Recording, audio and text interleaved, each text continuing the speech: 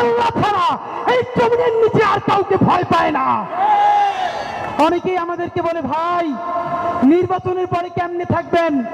আপনাদেরকে একটা কথা বলি, যাদেরকে আপনারা বড় মাস্তান মনে করেন, এই মাস্তানেরা যদি মাস্তানি হইতো, এই মাস্তানেরা মাস্তানি কইরা হাসিনারে পতন করতে পারতো। এরা মাস্তান না, এরা সিটকে চোর, এরা চাঁদাবাজ, এরা ছোট ডাকাত, এরা মাফিয়া, এরা ব্যাংক লুটেরা। বড় অর্থে সার্বভৌমত্ব টিকিয়ে রাখার মাস্তানি করার কোনো সাহস এবং শক্তি তাদের নাই। অনেকে আমাদেরকে বলে, অমুক নেতা 15 বছর লড়াই করছে, আর হাতিরা তখন কই ছিল? লড়াই যদি করলেন, আপনাদের এত ব্যাংকের ব্যবসা টিকে থাকলো কেমনে?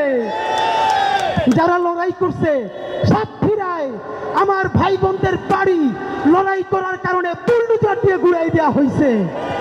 এই ঢাকায় যারা স্বাধীনতার পক্ষে দাঁড়াইছে, হেফাজতের রাত্রে মানুষের পক্ষে দাঁড়াইছে, তাদের ব্যবসা বাণিজ্য লুট করা হয়েছে।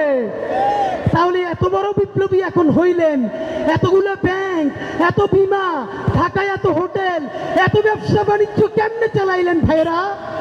এই সব কথা বলে আমাদের পিছনে লাগে লাভ নাই। নতুন আমাদের চরিত্র হননের জন্য টোকাই, ভালো কাপড় চুপড় পরলে চেহারা ভালো হইলেই এলিট হয়, পশ হয়, এই চিন্তা বহু আগের দিন গেছে।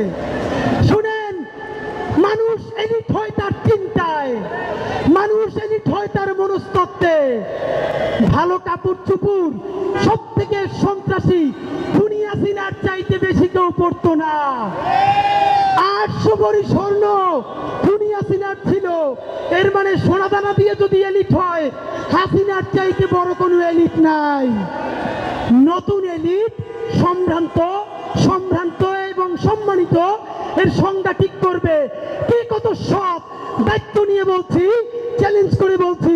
অনেকে বলেন আমরা নাকি সততা সেল করি। ভাইয়েরা, সততা বেচি বেচি বলতে কোনো দ্বিধা নাই। যদি সাহস থাকে আপনারাও সততা বিক্রি করে দেখান।